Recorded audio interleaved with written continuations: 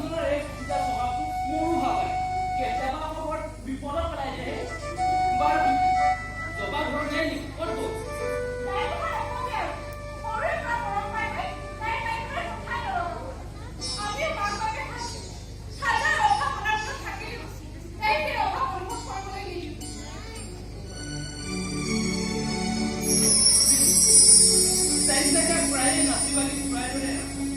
আজিও আপোন মনৰে নাচিবাগি